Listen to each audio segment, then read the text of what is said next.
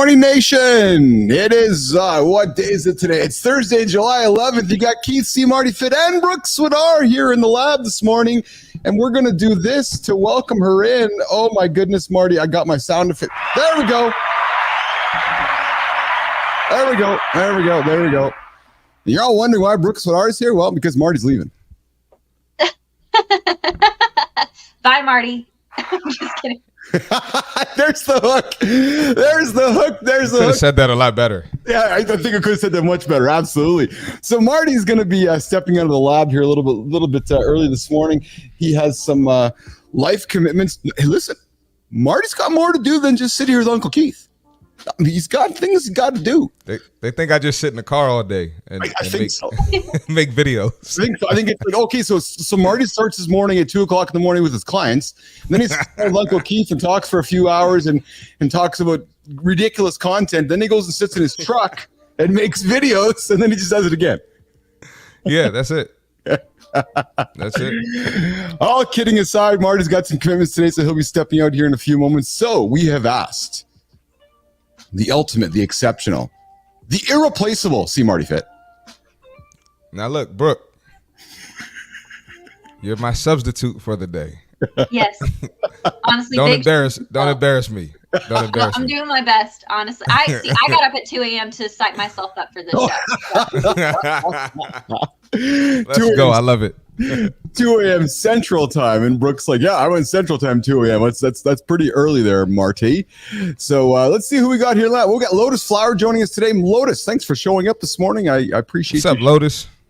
I know Marty has spoken about you joining the show, so we're really happy to have you here as well, which is fantastic. Let's go around the table. Marty, how was your day yesterday, man? Had a great day yesterday, man. Busy. Yeah. Had a great podcast. I don't know if you tuned in, Keith. I saw it. I saw it up late at night there. I saw you running last night. I had some obligations last night. Actually, true story. I was working with the Double G, OGG, on all of our July, August shows there. So, oh yeah, that's right. You did say that. Yeah. We were getting caught up, but yeah, it's good. How did the show go? It was good. It was good. It was a wild one. It was a wild one. You know how it gets over there. But I had a blast. I have a blast doing it. So great day yesterday. How about yourself? Mine was good, man. We got, like I said, I spent a good chunk of the day yesterday getting our July shows planned, working on stuff for next week for you and I. We got a lot of the July shows planned into August. Man, I'm telling you, nation, since we have really been aggressively pushing our mobile feed, the YouTube channel has been screaming, and we've been digging in and creating predictable content that is clearly resonating with the audience. So we're very, very... You know they're going to be sick of us next week, right? Oh, without a doubt. They're going to be sick of us. Without a doubt. This is going to be epic. It's going to be epic. Epic, to say the least. Least. Brooks Swidar, how are you? How was your yesterday battling through life and so forth? You, Miss recently graduated boot camp candidate. Yes. Oh my gosh. It's been so wonderful. Of course, my life is still very busy, but I have like little bits of free time for the first time in 6 months. Like I posted a video of me cooking. And I can't tell you, literally sounds so simple because I love to cook, and just having the free time to do something like that for myself was wonderful. It's awesome.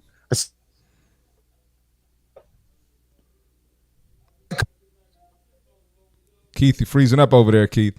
There we go. What's your favorite? Speechless. What is it? What do you like to cook? Oh, okay. I'm sorry. You cut out, Keith. Everything. But last night I cooked some Korean food. I cooked like a spicy pork dish with kimchi, and it was so good. It was so yeah. Good. But I like to make all kinds of things. I wanted to be a chef for a really long time. Oh yeah. No, I'm a foodie. So Me too. every time we talk about food, I'm like, oh really? Marty's ears perk up. He's like, oh yeah.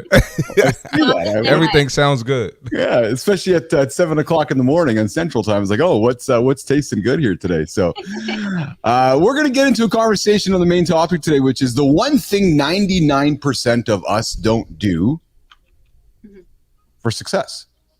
And it's really the most, it's Marty, you and I talk about it all the time. I'll leave this as a hook here, but it's actually the easiest thing, which is most likely the most difficult thing. And we're going to get into that a little bit later today. So it is the one thing that 99% of us don't do for success. Then, while Marty's off doing his thing here later this morning, myself and Brooke are going to dig further into a conversation. New research came out, Brooke. What happens to your body when you drink alcohol on an airplane? Right. Yeah. Man, why you? Oh, I wish you talked about this another day, man. We'll bring it back. We'll bring it back for Marty. Because I got my clients. They can't wait. They drinking in the airport and the airplane and on vacation. and then blame me for no results. Oh man, we got to talk about this again. All right, so it's gonna be a two-part conversation. The first part's with Keith and Brooke today, and the second part's gonna come probably next week or the week after, where Marty's opinion on drinking on an airplane. So that's going to be the conversation today. Of course, we got the accountability check-in. I want to dip into our creator spotlight and give you guys an update where that's at, because admittedly, we have been slacking on it. And there's a few reasons for that, so I want to address that a little bit later. Yep. I don't know. So let's talk about it right now. It's not so much slacking. I have this thing about doing things properly. I don't know. Maybe it's just I know I'm getting frozen here for a second, but I have this thing for doing things properly. And when we launched it launched really quickly because of our friend Grasky, and it took a life of its own on. But I want to do it at a certain level that it seems meaningful, not just thrown together for the sake of throwing it together. And I will admit, a few times in the last few weeks, as we've been kind of revising and continuing to reiterate with the show, I haven't been delivering the creator spotlight to, I believe, the level that we can, and celebrating the humans to the level that they should be celebrated. So I want to revisit that. And bring that to life. And Marty, that's one of the conversations I want to have with you next week as well. But most certainly, it's about finding these awesome creators on these platforms and celebrating them. And I want to extend that, Marty and Brooke. I want to extend it past LinkedIn. I really want to take it onto two other platforms. I want to take it onto Substack, where I spend time as well, and I want to take it out onto Threads. Yeah.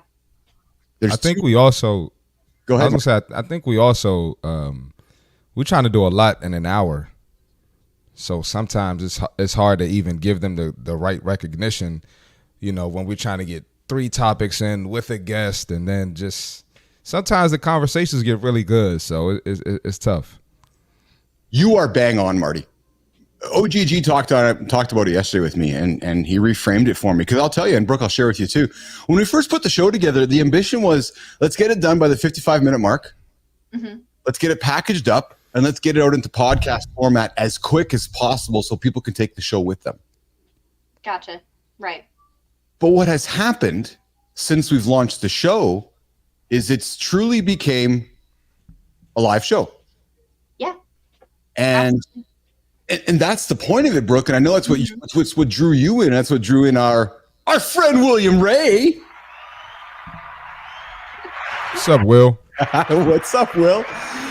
So we've been continuing to see success with this live show, and that's what we are. We are a live show we're a morning show that goes around North America, around the world every single day at 8:00 Eastern time.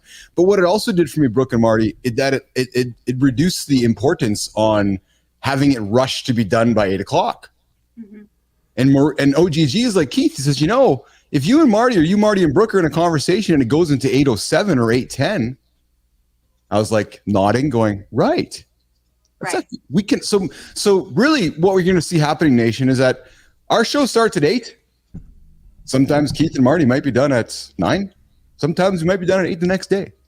So we're going to have a little more freeway, Marty, with our time slots. We're going to extend a little more, I think, and we're going to talk a little more about that in Marty next week, about how we create more room so we can celebrate people on Threads, so we can celebrate people on Substack, and so we can celebrate people on the home of our show here on LinkedIn and YouTube and so forth. So there's the creator spotlight. And Marty, you said it best, man. I just didn't think we were doing the best job of celebrating, and I wanted to focus on that. So. I'm right there with you, man. That's where you at. Hey, Brooks, what our question for you? Absolutely. Do you spend time on Threads or Substack? Substack, yes. You and I actually chatted a few days ago about how I really need to start getting involved with Threads. I mean, at this point, most of my social media time is spent on LinkedIn. I'm busy with other things, so that's where I'm investing my time. But I do spend a good amount of time on Substack. I follow some really good people on there. You do, eh? Can you? So, this is fascinating to me because I want to dig into this for a few minutes with you here. So Marty and I were talking with Substack, and he was curious about Substack. Did not throwing Marty under the bus, but he's like, Keith, I don't know much about Substack. And Right. Brooke, many people don't. It's like this peripheral social network that sits over there. It's like this gold mine sits over there that we all don't really talk much about. Yet I think it's an incredible tool platform. Can you share your experience and your opinions about Substack, Brooke? Yeah, absolutely. So I was kind of the same way actually until I got involved heavily on LinkedIn. Just because now I've connected with so many people who they are putting content out on Substack, and Yeah. so that's sort of where I'm able to dive a little deeper into who they are, their expertise, especially like, I'm entering the tech field, right? I mean, Yes. that's sort of the realm that I'm spending most of my time with. And there's some amazing people who are putting out publications regularly on there. So it's something I've added to my arsenal kind of recently. I can't say I've been a user of it for a very long time because I haven't, but that's the thing. Like there are so many resources out there on the internet that are just so good, but Substack I think is really a hidden gem. Yeah, I would agree with that 100%. And when I was explaining it to Marty, it's very much like our current social platforms, be it Threads, be it X, and so forth. But it's tied to like a long form publishing platform. So it's like WordPress, but yet with a layer of X on top of it, which allows you to interact with others and share social content and others. But Brooke, when I started the lab, we built it on top of the Substack platform because to me it was a way that ultimately we could still own, and we don't talk enough about this in marketing and business, frankly. It was still a way for us to own our database. Okay. Yeah, that makes sense. Right. So, when Keith and Marty are collecting our followers across the platforms, we ultimately still don't own that database, right? It's rented from LinkedIn, it's rented from X or Instagram. At least when I got Brooke's email address in our Substack, it gives us the ability to connect directly with you. So I'm thoroughly enjoying the Substack play, and I know we're going to spend more time digging into that along the way here. So, Marty, before you go, Sarvina. Good morning. Good morning. What's Good up, morning. Sarvina? Good morning. Good morning. We also got Sarvina jumping. Sorry about yesterday. I was sick, Sarvina. Dude. Stop getting sick. Yeah, it's exactly. Exactly. Just stop getting. It's simple. Just stop getting sick. Yeah. Yeah. Exactly. You have full control over that. We have somebody else that popped in. Let's check his comment out. Just dropped in to say break a leg. Yes, Keith. Just break a leg. I have to go play with my rising second grader. She's yelling at me to put the phone down. All right, Dobbs, go put your phone down, go break your leg, and go play. Got to do what you got to do. You got to do what you Really got. nice, Keith. Thanks for stopping by. I love him. He's awesome. That's spectacular. And Sarvina's giving us some laughter or attitude, one of the two. Hey, Marty, I got to tell you, man, and Brooke, I got to tell you guys, I get a note yesterday from Lauren at work, and it's this video. Sorry, this is a morning show here, but it's a conversation of all of a sudden somebody just dropped in their back lane of a perhaps opiate overdose. What? I'm not laughing at the situation. I'm just laughing at the whole. I'm at my desk working. All of a sudden, I get this video, and Lauren's like, "Check this out!" And there's somebody in the back lane just boom down on the ground. Oh my gosh.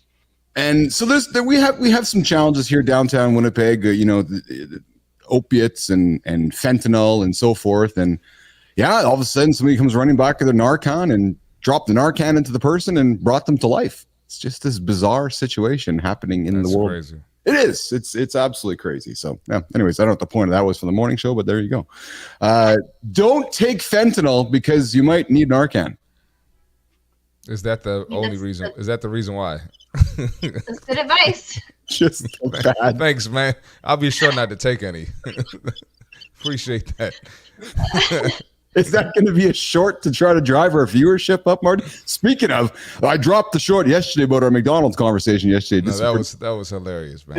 I did some pretty good It views. was hilarious. So I didn't think you would post that. Just saying it like it is. All right, so Marty, it's time for you to start working your way. Are you good? Are you? We're going to roll into the accountability check-in here in a moment, but I want to be respectful of you, Mr. Marty Fit. Anything you want to say before you rock and roll out of here today? Brooke, put the team on your shoulders today. I'm ready. I think. All right. We'll see. Okay. Don't watch the rest of this later. Just go about your day. I'm checking it, and I will hold you accountable if you embarrass me. All right. You got it. Have a great day, nation. Thanks for watching. Thanks for tuning in. Make sure y'all hit the like button if you're on YouTube, and I'll catch y'all tomorrow. I'll be here for the full show tomorrow. We back rocking and rolling tomorrow. So Beautiful, Yep. beautiful. All right. Brother, have an awesome day, my friend. I know we'll be Cool. chatting throughout. You have a great one. Always Yep. great seeing you in the morning. Thanks for popping. I'll check in with you later. All right, brother. Cheers, man. Yep. All right. Bye. All right, Marty's getting out of here. We're going to move him off the stage. Jimmy, Keith, and Brooke are in the show. And Brooke, it's at this point in the show where we do this. And Marty, it's this part. I'm sorry, Jimmy, it was where we go, oh, yeah, we dance. And then I take Brooke off the stage and I put me up there and we talk about the accountability check-in. So today's story, nation, because we're talking about the 1%, 99% rule, the story of the overnight millionaire and how you, yes, you, how you can do it too. No, really, it's true. I know I'm frozen, so I'm going to pause my story so I can create some great content after. So the story of the overnight millionaire and how you can be one too. The person woke up one day. Yeah, they did. And boom, they did it. They achieved that audacious goal. Literally, it happened overnight. It absolutely happened overnight. All it took, lean in for this part, guys. Lean in for this part. It took showing up every single day for days, for weeks, for months, for years, falling, failing, gathering feedback more times than you can count. Ignoring those naysayers and the missing times, missing family times, facing fear of failure. Oh yeah, facing fear of failure every single day. Endless hard work, questioning self-belief. But then, nation, just like that, they became that overnight success. The success you see on LinkedIn or Threads or Substack with the big hook. I became a millionaire overnight. Then you dig into the comments and you recognize it. Wait a minute. Huh, no, they didn't. It took them years. It's true. Quick fixes, they just don't exist, nation. They absolutely don't exist. For some, they may. For the majority of us, they don't. So if you want to achieve that audacious goal, you got to show up. You got to put the work in. There are plenty of us out there selling you the tips and tricks and hacks to make it through life. It doesn't actually cost you anything for those tips and tricks. It costs you nothing not to hit the snooze button.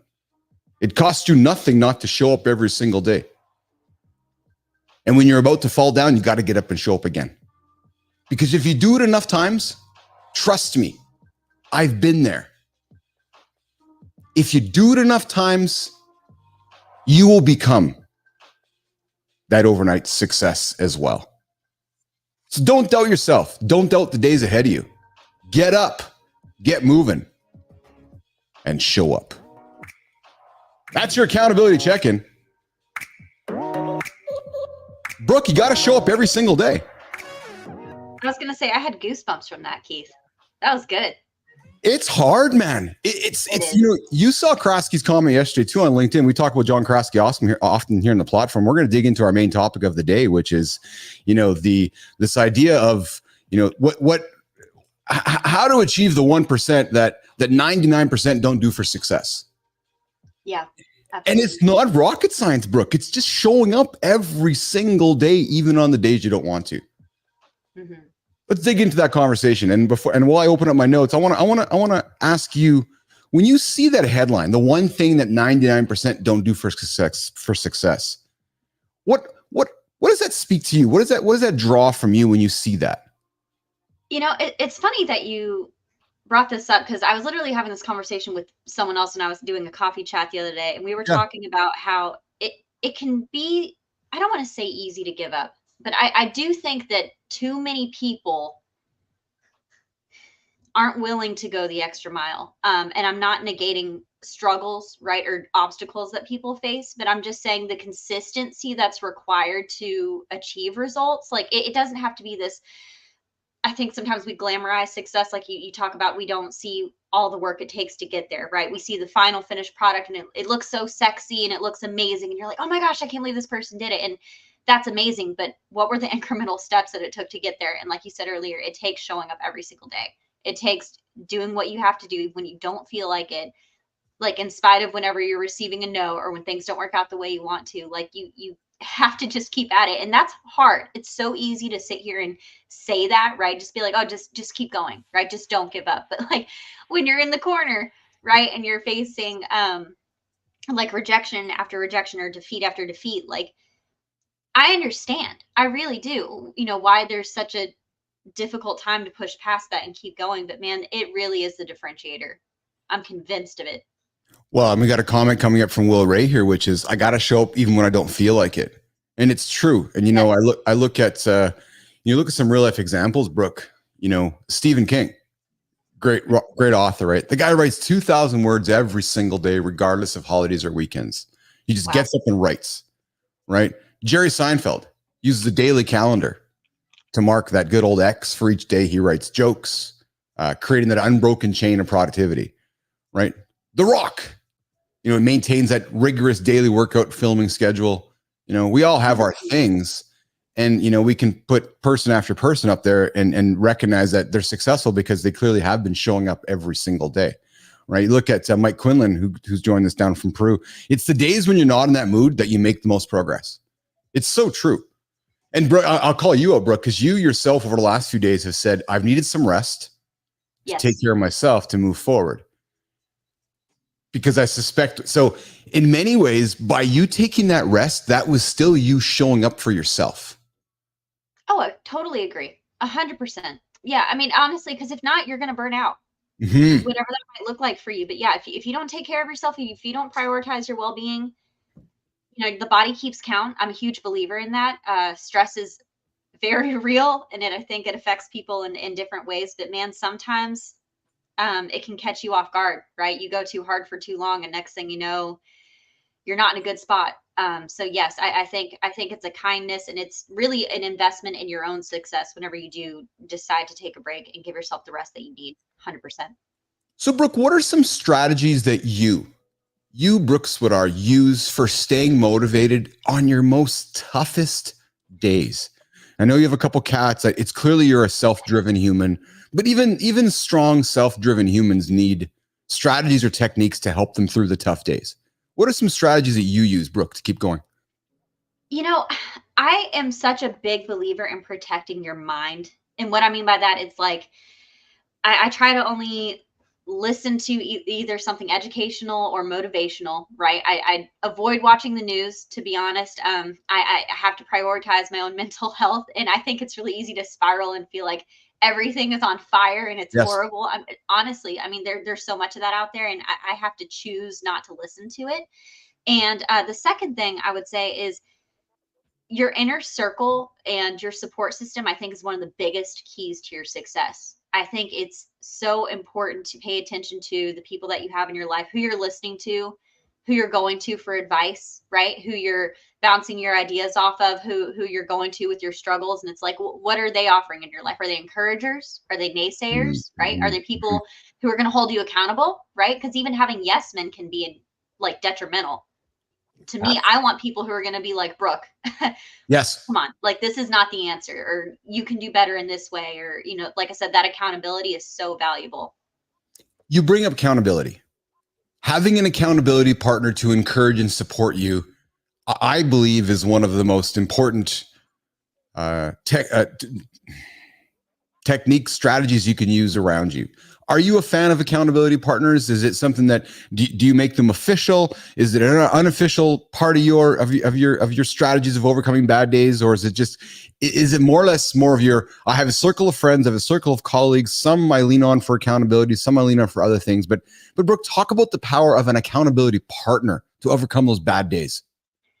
Right. Oh, that's so good. So actually, that was a big part of why I decided to do a boot camp. Not quite the same, because it's not from a friend standpoint. You know what I'm saying? Like, I paid, right, to go into that program, but I wanted deadlines, right? I wanted to know that like if I did not complete this assignment, I'm going to fail, right? I'm not going to graduate. I'm not going to pass.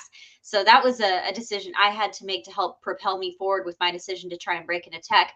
But then when it comes to my personal life, again, sort of all this networking that I've been doing, and I've developed genuine friendships and also business relationships. And I love the commitments that have come up to collaborations and pushing Mhm. business ideas. That has become a new avenue of accountability for me. Like I have to show up.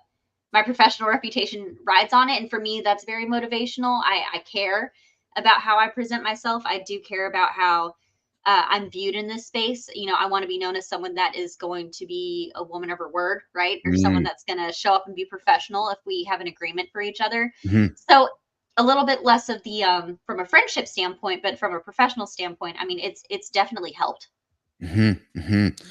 I, if we're sharing some of our own stories here, I would say to you, Brooke, that when I started Live in the Lab with Keith Bellis, even before I met you, and as I've started this show, I've used this morning show and the people that I've met along the way for my own accountability. Sure.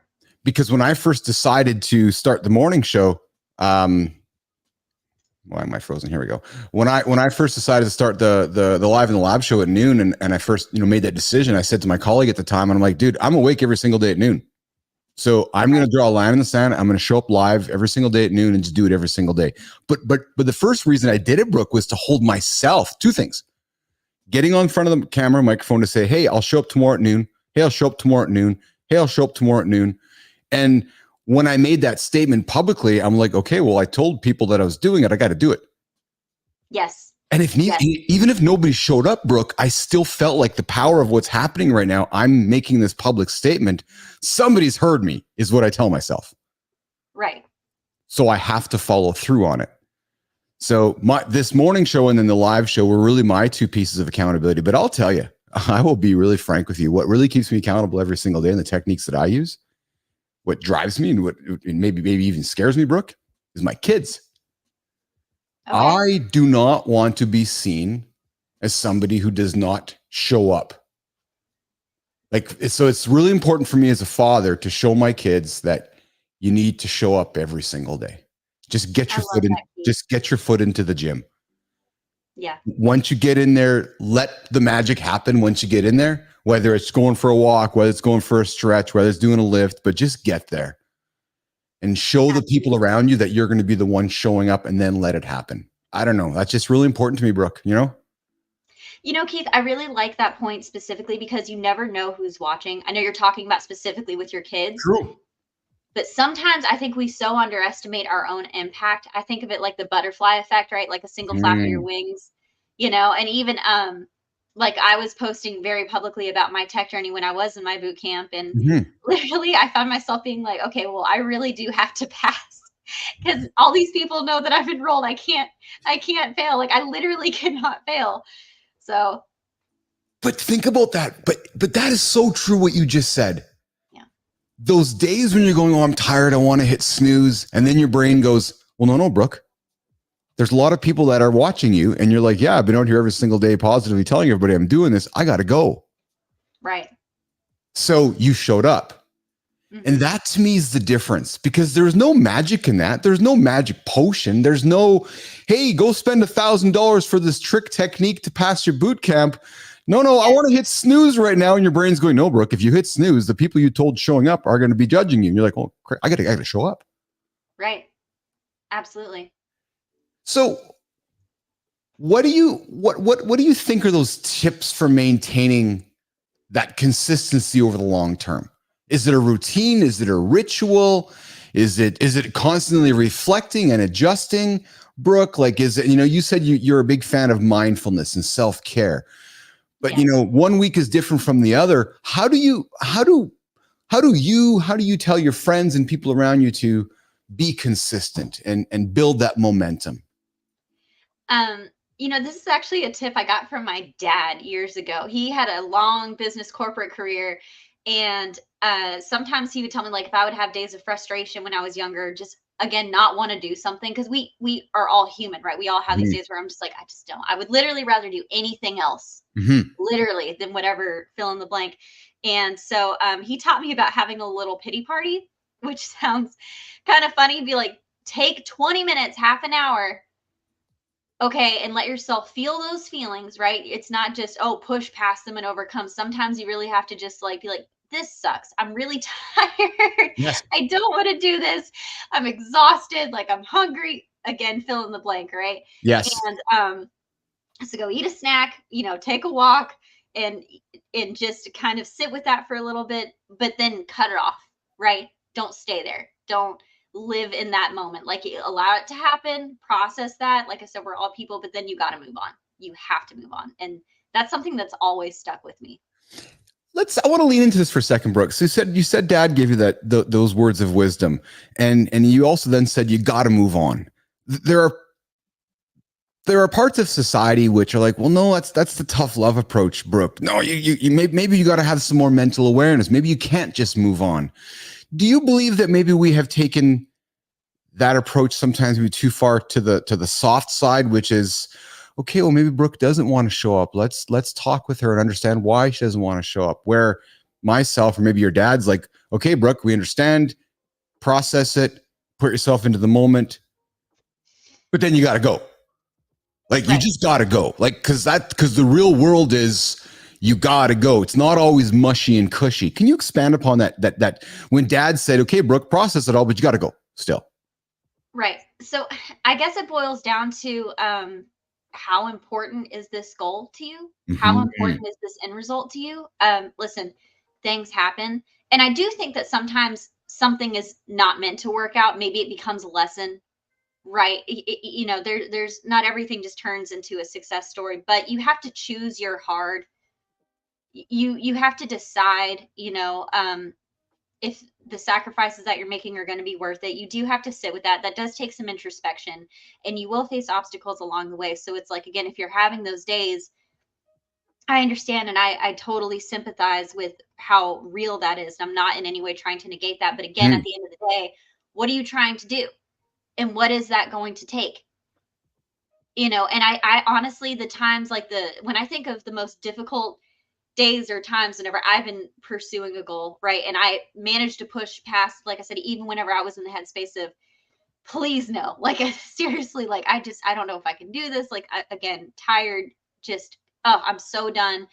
But when I did push past, I found that I felt so much better at the end of the day, knowing that I showed up anyways, versus I think otherwise, if I was like, no, I'm not doing it today. I'm just not. And then later feeling like, man, but I could have gotten this done, and maybe I could have reached this point. That's just me. I think I'm a very driven person, and I certainly can't speak for everyone, but to me, it's going to be worth it. It's so true. Will pops in and says, that's great guidance. Feel the feelings, but don't let them control you. So that in itself is a skill. It is. Oh, absolutely. And it's taken me many years and many thousands of dollars from shrinks and psychologists to learn that and understand that you got a feeling, put it here or put it on the shelf, stare at it, be aware of it, look at it, and then put it aside and then continue moving on. Right. Because, and Marty, you're right, pal. You always got to show up. Thanks for listening, brother. Marty's showing up even in his truck. He's probably in the truck sitting there creating content right now, Marty. Whatever you're doing right now, he's pal. Like writing a tweet about how bad of a job I'm doing. Yeah. That's exactly it. But there's a certain, because I was not always that way, Brooke. I would get caught up with something and I'd let it eat at me and feed at me and feed at me. I've had to learn how to take that feeling that might prevent me from showing up, put it in front of me, stare at it, and recognize that it might hold me back, but I have this big goal. I got to get around it to get to the top. Yeah. Well, discipline is a skill. Yes. I think very few people just start out with an iron mindset. Talk about that. Talk about discipline being a skill, Brooke. I can talk about my own life, especially like I'd say my young adult teenage years, like most of it, we don't know what we're doing, right? We're just trying to figure things out. And I definitely prioritized naps and hanging out with my friends and just not thinking, beyond what's going on today. Right. And sort of being goal centric. And, Yes. you know, as I sort of developed in my professional career, even before entering tech, I mean, I had to, I think once I started working with people more, again, in my job and in my career, and having to show up, you know, I've worked as a recruiter for many years, if anyone watching doesn't know. And it's like I would have to be on top of scheduling interviews and getting feedback from clients, little things like that. But Mhm. me not doing my job could be a make or break impact on someone's career. And I take that very seriously. Like that's something huge. I think, especially, you know, people today are talking about how tough the job market is, and especially when people talk about like recruiters dropping the ball, and it's like I can't let that happen. So it becomes about more than me at that point. But I think it also helped sort of sharpen my mindset of being like, all right, but this is what we're going to do, right? Mhm. I have to stay on top of my schedule. I have to stay on top of my commitments and do my follow up and do my feedback and deliver excellent results to my client and show up for the candidate along the way. That has to happen. So that was just sort of a life experience that helped sort of shift my mindset sort of Mhm. into beyond myself, Mhm. but rather the impact that I'm having on others. So there's a lot of power in that. Brooke, let's talk about confidence, Mm. building self-confidence and curiosity. So, would you say that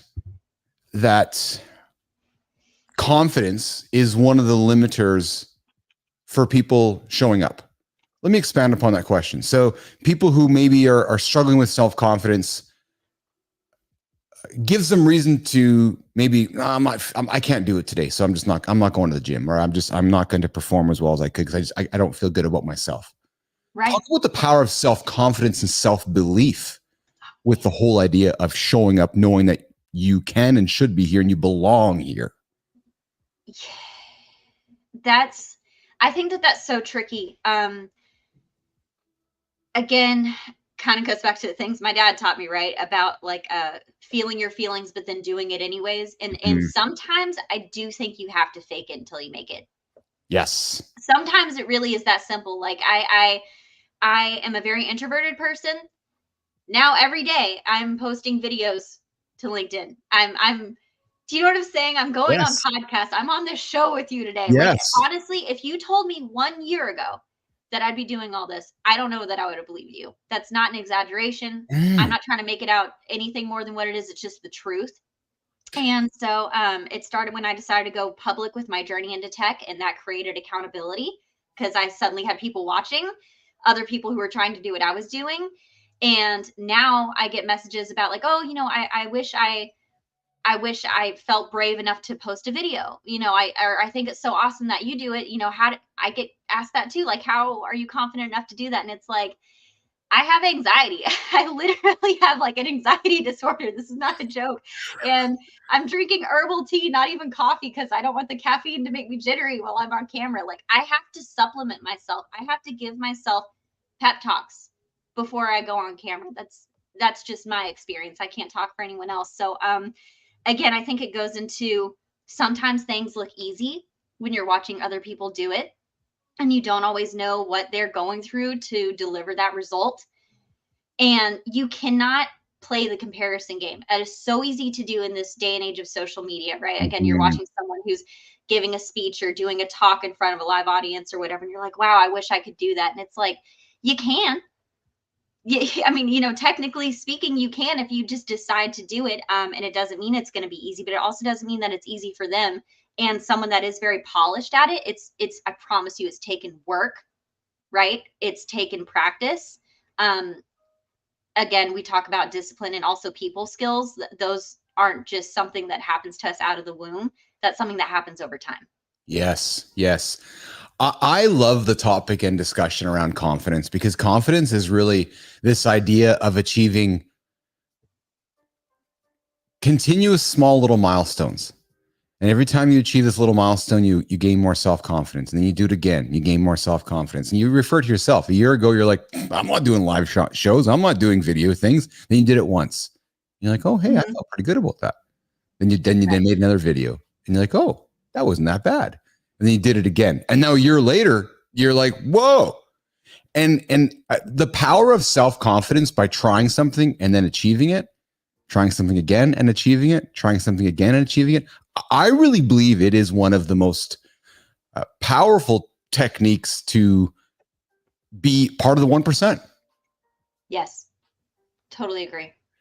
I was not always like this. People are like, oh, you're a great live talk show host.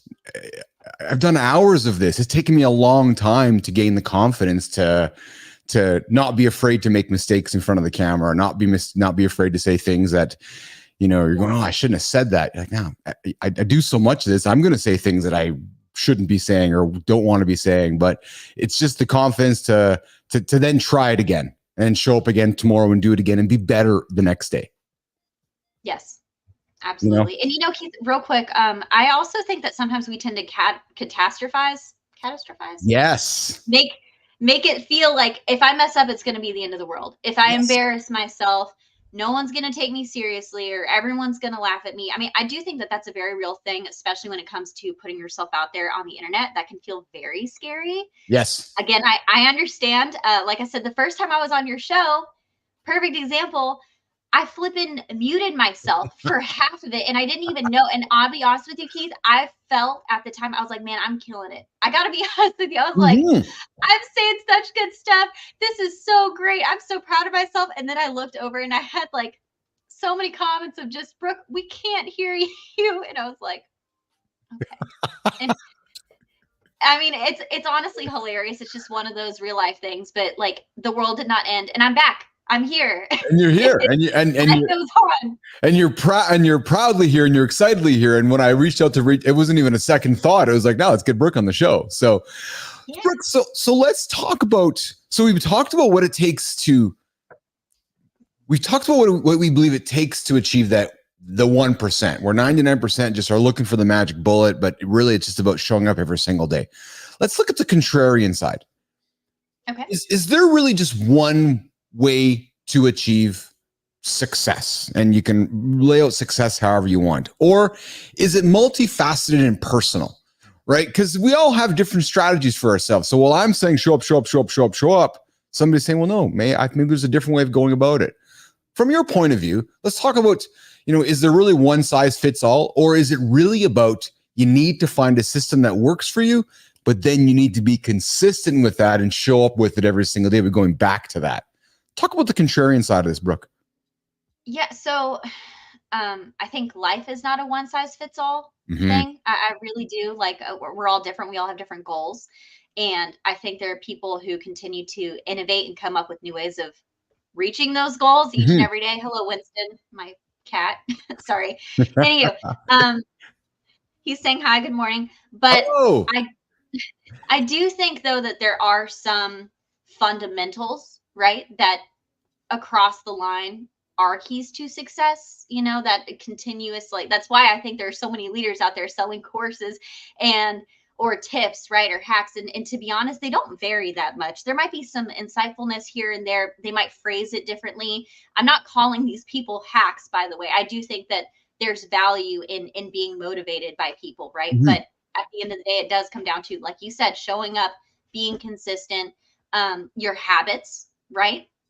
And for me, like I developed time boxing and enforcing that discipline. So I'm only spending so much time on one thing per day. And again, being consistent throughout. So I do think it's a combination of things, Keith. I really do. And I don't mean to sound vague when I say that, but again, what works for one person may not work for another. Like I said, I'm very type A. I'm very structured. Like I want a plan. If you say, let's go with the flow, I'm not happy. Yes, like I can't do that. Yes. I physically, it's like a glitch. I just can't, and I'm sure some people might look at how I'm running my life, right? And the things that I'm doing, and they would hate that. Like they would probably be miserable doing exactly what I'm doing. So again, I think there's some leniency in how you approach things, but fundamentals, same principles apply. Yes. Lois Flowers jumps in with a great comment. Self-confidence is key, and not being afraid of what others will say for something you believe in. Yes. That, I believe, comes with maturity. Now, I'm an old soul here, and it's taken me a long time to figure that out. And I would say, my perception to you, Brooke, is you have figured that out already in your life. And you're like, no, this is who I am. This is what I'm all about. I've maybe had some misstep. I've maybe tripped along the way, but this is who I am. And I'm not afraid from what others might say or do, but this is what I believe in. Would that be a fair assumption of me about you? I think I've progressed strongly in that direction. Yes. Like when I look back on my life, you know, I absolutely face periods where I have self-doubt, right, or feel insecure. You know, I do not feel comfortable sitting here on this show and saying, oh, I feel like I've got this now, and that just doesn't happen. That's unrealistic and not fair to anyone listening. Yes. Like I said, I still feel like it takes me a lot of effort to hype myself up, to prepare. And again, because I'm more introverted, like once I'm done doing these things, I'm very proud of myself for them, and I feel like it's successful, but then I have to recharge. You know, again, goes into that self-care. But yes, I'm very proud of what I've accomplished. I guess what it comes down to is all of this stuff that I've done to push past my comfort zone, I've never regretted, even if I've made mistakes, right? Even if it hasn't been perfect, I've always been proud of myself for showing up and doing it, even if it was scary or uncertain. But I'd much rather feel that way than regret not trying something. Yes. We got Servina popping in saying, listening to your podcast, always great, inspiring, and a person with positive attitude. That's what we try to bring here. We really try. This show is really about bringing a positive attitude, bringing accountability, giving people a reason to feel accountable, to have perhaps an unofficial accountability partner to wake up every single morning, right? So, that's what we're trying to put out there. Hamid says, yes, discipline. I love that. I got to be honest, Brooke, I never really thought about discipline being a skill in that terminology until you kind of laid it out there. But, you can teach it, you can learn it, and then you got to go with it, right? So, and then obviously Natasha gives us a comment, and thanks for acknowledging that, Brooke, along the way. I will share with you, Brooke, my own experience that I got this thing on my wrist. It's old and ratty and tatty, and it's largely falling apart here, but it says Poli Poli on it. I got it when I climbed Kilimanjaro a number of years ago, and I wear it today to this day, to Lauren's dismay and Carter and Piper and Brooke's dismay, because it looks horrible and it's falling apart. I should probably just get a tattoo to my wrist. But it is an exceptional reminder just to slow down and put one foot in front of the other. Because I sometimes get so anxious, and I listen, nation. I know I come across with maybe sometimes undeniable self-belief or confidence. I have my days of self-doubt. I have my days of wondering what the hell I'm doing. I have my days of my own questioning self-belief. But then you know what I do, Brooke? I look at my wrist and I go, okay, just slow it down, Poli Poli. Because I learned from that experience climbing that mountain, Brooke, and it's just so freaking simple and cliche, but man, when you literally put one foot in front of the other and have the confidence to do it again, and then do it again, doesn't matter how fast you're going or how slow you're going, just putting one foot in front of the other, I actually achieved my goal. Right. I was like, well, I climbed the mountain. I can say I climbed a mountain. It wasn't the fastest in the world or the slowest in the world, but I learned through that period of being disciplined and showing up every morning when we got up, looked at my wrist, okay, I got to put my one foot in front of the other. That was a learning experience for me. It was because then when you climb that mountain, Brooke, you look back at yourself and going, okay, I'm not the same person who I was on the other side of that mountain. Yes. Right. And all those steps that you've put one in front of the other, every step is a learning experience. So man, this here for me has been the ultimate reminder. I'll share, yesterday I had an anxious day. I had an incredibly anxious day yesterday. I look at my wrist and it just slows me down. And that's because I know part of my role. It's funny because people are like, Keith, but you're always so positive. You're always so yeah. Well, because that's why people show up for the show. They don't want to. They don't want to hear my real life. They don't want to hear Keith had a bad day, because my job is to make sure you guys are having a great day. Yes, I get it. I really do. Right, but no, the truth is this ensures that you guys get good things from me, because when I'm having a bad day, I look at my wrist and okay, I got to bring it. I got to bring it for our friend Alex, Brooke, the witty and entertaining alarm clock, Keith Billis. Hey, Brooke, I'm gonna go a quick little segue second here. Brooke and Keith have two friends right now, Will and Alex, two exceptional human beings that will bring a ton of value to your business. Yes. Oh my gosh. Yes. So if you need a software engineer, programmer, somebody who can roll his sleeves up and get into the back end of your business and do exceptional things with tech, don't hire Brooke Swadar. Thanks, Keith. I'm glad you invited me to be on the show today. Instead, we want you to hire William Ray. And then William will I hire agree. Brooks Woodhart. I'll joke you. I would hire William Ray first too. I absolutely would. We're just calling out Will. Will's an exceptional engineer. He's a friend of the show. He's been on the show, and we're trying to do everything we can to help our friends out. And then, of course, we got our friend Alex as well. He's over in the UK. He does incredible impressions. If you're looking for somebody to take your company to the next level with presentations or engagement or doing some exceptional things, I would invite Alex into your business. And he's right, man. The journey of 1,000 miles begins with one step. Back to Poly. So Alex and William, thanks for jumping into our chat this morning. We are talking right now about the power of the 1% to be that 1% in life. And we're basically bringing our conversation to a close here. It's this idea of showing up. It's this idea of being disciplined, learning the skill of discipline, as Brooks said. So that is something that I think is important for us all to learn. Brooke, final comments from you before we move our conversation over to our next topic, which is what happens to your body when you drink alcohol on a plane. But how would you wrap up our conversation today on confidence, on this idea of 1% or 99%, the one thing 99% don't do for success? Brooke.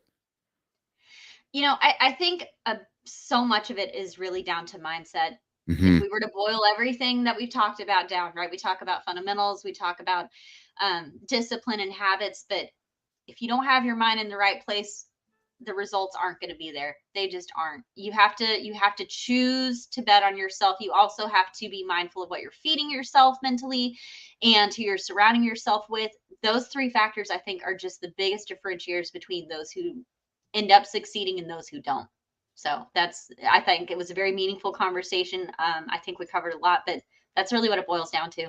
I believe so too. And I think, as you've heard us converse around it, please don't take anything which is, what am I trying to say? I'm trying to say that we're not offering excuses, and it's not about lack of grace for those that are struggling. And it's not about judgment that you didn't show up every single day. I think what Brooke is trying to say, what we're trying to say, it really is about a mindset. Right. And it's just finding a way to get yourself up and moving every single day, which is why, when I started the Business Athlete Performance Lab, it was built around that idea, that mentality of just get to the gym. And I know this is why the gym, because to me, the metaphor of the gym is the metaphor for life. Because once you get to the gym, you can go for a walk. You can stretch. You can take care of your human self. You can take care of your mental self. It's so the gym's this metaphor for taking care of your human.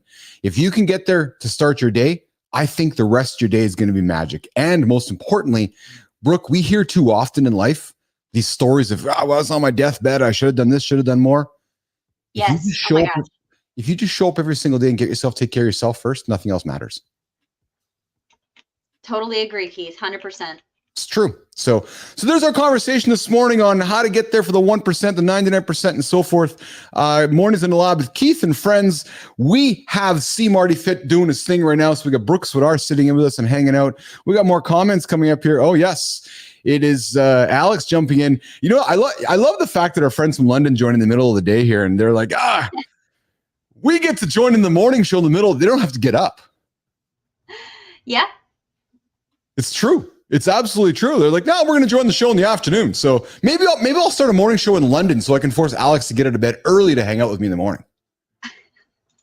What do you think of that, Mr. Alex? We'll get you up early. You can do co-host with us and we can have some fun there, my friend. So, all right. So let's continue the conversation in the mornings here with Keith, Brooke, and no C Marty Fit. He's out doing his things. He'll be back with us next week. I'm sorry, he'll be back tomorrow.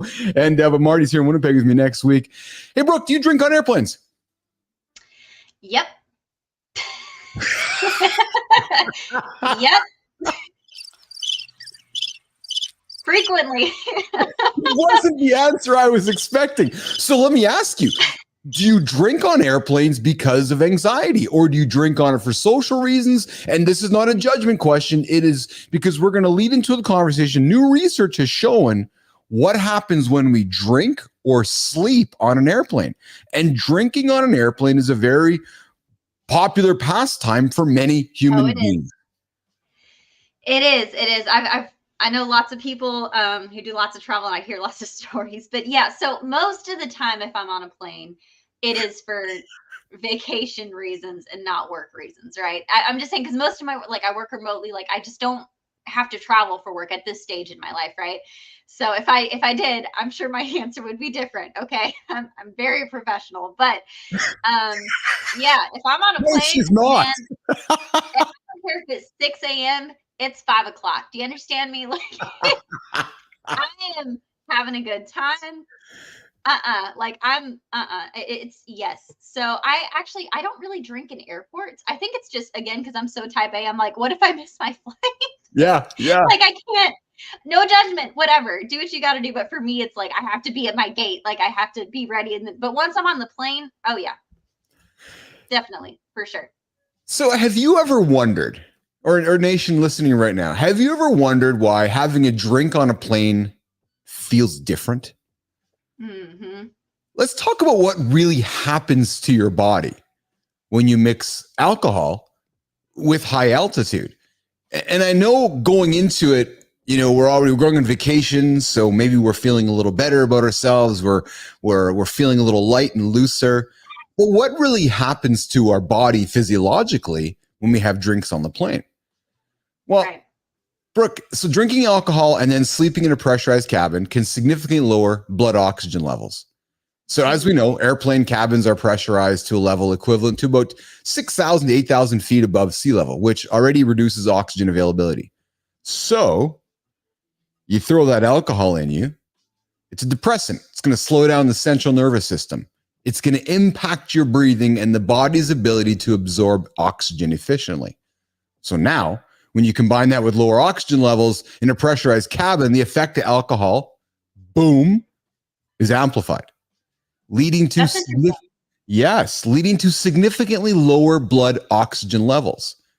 Now, here's the new research, Brooke. Studies have shown that drinkers on an airplane average 85% oxygen levels in flight conditions, below the normal 95%. So if you're on the ground in the airport having a drink, your blood oxygen is around 95%. When you're getting up on the airplane, you're going down to about 85%. So you're dropping with your blood alcohol. That's a big difference. Absolutely. I mean, like I honestly had no idea. That's a pretty significant difference. So then what happens, Brooke, is that alcohol, because it's depressant, it slows down your central nervous system. It's now going to impact your breathing and your body's ability to absorb the oxygen. So now you combine that with lower oxygen levels, the effect of alcohol is going to be amplified. So when you look at it, a study involving 48 healthy adults with half consuming alcohol and the other half abstaining, we did a study on this, and what happened was participants who drank alcohol and slept in a simulated flight environment showed a drop to around 85%. Now it's concerning because when you drop when you drop that low, and if you have pre-existing conditions, individuals with harder lung conditions, lower oxygen levels mean their bodies have to work harder to circulate oxygen. So your body's working much harder now. You don't even realize, but you're having a drink. You think you're relaxing. There's the key. You think you're relaxing. Oh no, Keith. Oh no. The reality is your body's working harder. That's really interesting because I don't fly too frequently. I mean, I guess that's relative, right? I guess Yes. probably more than some, but it's actually quite interesting because I've definitely had the thought of, man, like maybe it's just like psychosomatic, like placebo effect. Like, you know, I know I'm headed to a destination, right? And I'm going to be relaxing for a few days. And so like this genuinely like this drink on this plane, it feels so good. And I honestly have just kind of always associated it with sort of the mindset shift of like not having to worry about, oh, you know, and then tomorrow I have this meeting, right? And I have this call later with what's his name or fill in the blank. So, Yes. I don't know. I thought it was just me living the good life. So you look at it, the average heart rate for drinkers on an airplane was about 88 beats per minute compared to somebody who's sitting there chilling out, relaxed at 73. So back to your point, you think you're relaxed, having a good time, but your body's actually working hard. It's your body's stressed. It's like, it's got to work hard because you're having a drink. You think you're relaxing, but it's actually not because your heart rate's elevated. Right. So Go ahead. Kind of upset because I think now you've ruined my in-flight drinking experience, Keith. Now, alcohol consumption also has a massive effect on sleeping on an airplane. Do you sleep on airplanes? Sometimes if it's a I'd say 2 hours or less, probably not. But more than that, sure. Yeah. So when you have alcohol on an airplane, when you sleep on an airplane, when you go to sleep, that alcohol is going to exacerbate the disruption of REM. And I'm sorry, it's going to exacerbate your disruption of your sleep, making it harder to reach and maintain any REM. Participants who drank spent less time in REM sleep, which is important for restorative sleep and cognitive function. So again, Brooke, you're thinking about it. You're on a flight to London, 6-7 hour flight. You're thinking, okay, I'm going to relax, have a drink, and go to sleep and get up there and feel rested. It's actually the opposite. Wow. So you, in theory, shouldn't drink, and you probably shouldn't even sleep on the airplane if you truly want to get there rested. Oh yeah, for sure. Especially, crossing time zones. Like, I've flown internationally several times, and I always try and like book it again, type A, right? So I'm like arriving wherever in the morning, and I try and sleep on the plane so then I can like start my day when I get there. And I've just never thought about that impact. That's pretty fascinating. So the key takeaway from this little chat this morning on what alcohol does on an airplane with you, and why you might want to consider not having a drink. And this will be a conversation we're going to want to have Marty a part of your follow-up to talk about his clients. But really, alcohol is a diuretic. It's going to lead you to diarrhea. It's going to lead you to dehydration. Alcohol is going to affect your sleep. Sure. Sitting on an airplane for extended periods of time without movement can cause blood clots and cramped seating, all those negative challenges, right? What you may want to consider, nation, and we're not here to try to be the fun police, but what you might want to consider is maybe avoiding the alcohol on your next flight. Right. Maybe adopting the sparkling water. And maybe arriving at your destination in a more relaxed, healthier, qualitative state. So next time you get on an airplane, you think about going to sleep or having a drink, just consider it. You're actually not relaxing and slowing down. You're more than likely putting more stress on your body before you get to your destination. So there's a little tip and trick, some new research we discovered today around, what happens to your body when you drink alcohol on a plane. And I'll tell you, Brooke, for the longest time, it's just what we do. We get in an airplane, we go have a drink, and relax. Sure. No, I get it. So, you're preaching to the choir, so to speak. So I totally understand. That's how it rolls. So Brooke Swidar, we're coming up to the top of the hour. Looks like our show is wrapping up, and I think you have a busy day to get ahead to. So I want to be respectful of your time. It's incredible, man, because as our hours pop up, a lot more people show up in the show here. So good morning, everybody from Business Athlete Nation. Love to, like the show, comment on the show, but give us a thumbs up and like it. Just like the show so we can tell YouTube that you like our content. Damn it.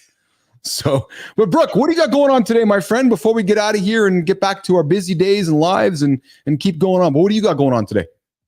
Just for me, my normal day at work, I still got my day job for now, Monday through Friday. And then I've got actually several calls right after. So it's kind of a long one, but I'm preparing to take this weekend off. I'm going to go travel and visit some family.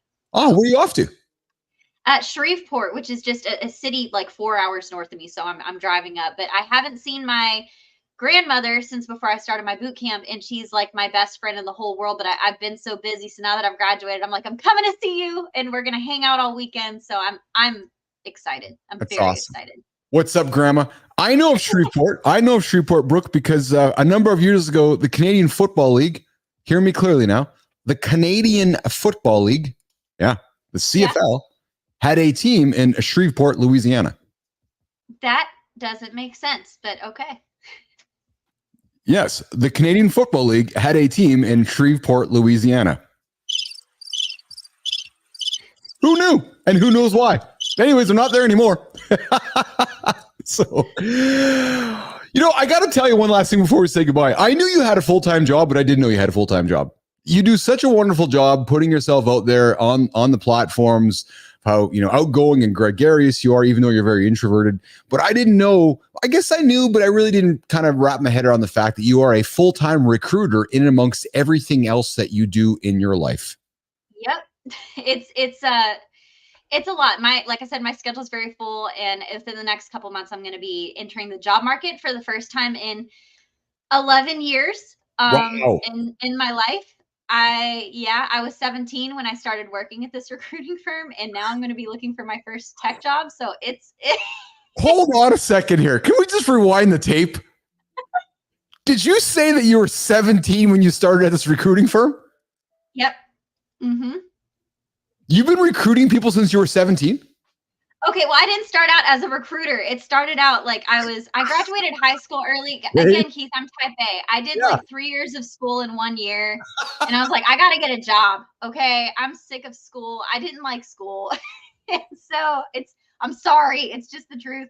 And so I got this job at this amazing firm, and I've kind of come up through the ranks over the years, and it's been wonderful. I sincerely have loved it, but I'm very passionate about technology, and I really am excited about making this shift. So yeah, I'm going to be looking for a job for like basically the first time in my adult life. So I'm a little scared, but I'm very excited. So Nation, I have a dilemma. I'm going to share with you my dilemma in front of Brooke Swadar here. So I've been getting to know Brooke the last few weeks, working with her.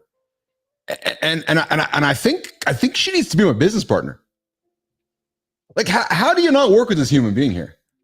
Like, how do you not just decide that you want to work with this human all the time? Because this person shows up every single time. I think she makes type A look like they're type Z. I think there's type A for everyone else, and there's type A Brooke Swadar. Like, I'm suspecting there might be a different type A for Brooke Swadar.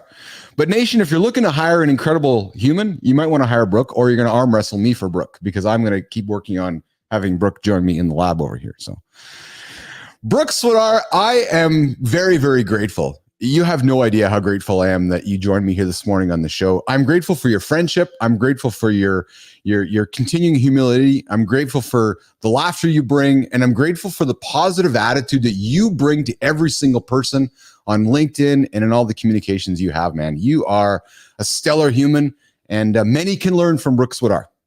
I'll just leave that. That's unbelievably kind, Keith. I sincerely appreciate that. Honestly, not just because we're on the show together, but getting to know you has been amazing. I think your story is incredible, and I love your passion for reaching people. That's something that resonates very strongly with me too. So it's thank you so much. Awesome. All right, Nation. Well, the Keith and Brooke Love Fest is going to get off the air for the day.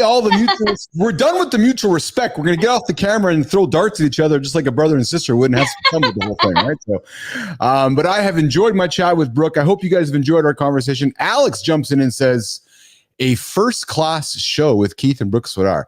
Alex, I was hoping you'd say that it was like, is it like, Alex, like Emirates first class, or is it like Ryanair first class, or is it just like, and Alex, all jokes aside, I know you're from London over there. So, okay, we're going to get out of here. OGG, I'll come knock on your door later, man, so we can continue working on August. Marty, have a fantastic day today. We're back tomorrow to talk with Christopher Ludeman, Brooke, about getting pumped up with the perfect morning music mix. I know myself, to hold myself accountable, music is a massive part of my story to keep myself accountable. So tomorrow we're talking music in the lab.